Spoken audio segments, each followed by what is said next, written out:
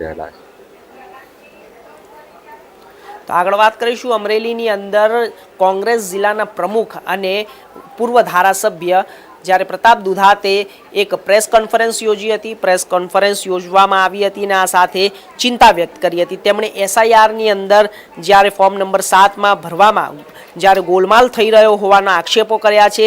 જણાવ્યું કે અમુક નેતાઓ અને નીચી કક્ષાના કાર્યકરો મતદારો મત કચડવાના પ્રયાસ કરી રહ્યા છે। દુધાતે ભાર મૂક્યો કે 16 જાન્યુઆરીએ માત્ર જ્યારે 65 ફોર્મ દાખલ થયા હતા, જ્યારે 20 જાન્યુઆરી 8069 ફોર્મ એસઆઈઆરમાં દાખલ થતા જે ચૂંટણી પ્રક્રિયાના ધોરણે ઉલ્લંઘન છે।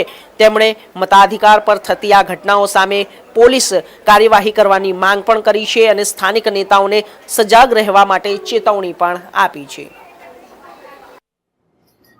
ગુજરાતની સાથે હિન્દુસ્તાનની અંદર દેશના લોકતંત્રના વિરોધ પક્ષના નેતા રાહુલ ગાંધી વોટ ચોરીના મુદ્દાને ઉપસ્થિત કર્યો અને વોટ ચોરી થઈ રહી છે એની ઘણી બધી પ્રેસો કરી, પણ જ્યારે ગુજરાતના હાલની વર્તમાન પરિસ્થિતિમાં એસઆઈઆર અંગે મેપિંગ પદ્ધતિ થઈ, હજારો અધિકારીઓએ પોતાના સમયનું બલિદાન આપ્યું, સમય સાથે પરસેવો પણ પાડ્યો અને ખૂબ જ સરસ પ્રકારની મેપિંગ પદ્ધતિ ચાલતી હતી અને આની અંદર ઘણા અધિકારીઓ પોતાનો જીવ પણ ગુમાવ્યો।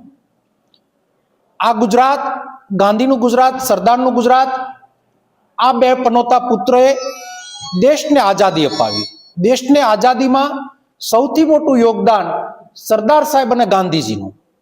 લોકતંત્રને મજબૂત બનાવવા માટે, લોકતંત્રનો મજબૂત પાયો નાખવા માટે ગુજરાતની પહેલથી અંગ્રેજોને ભગાડ્યા।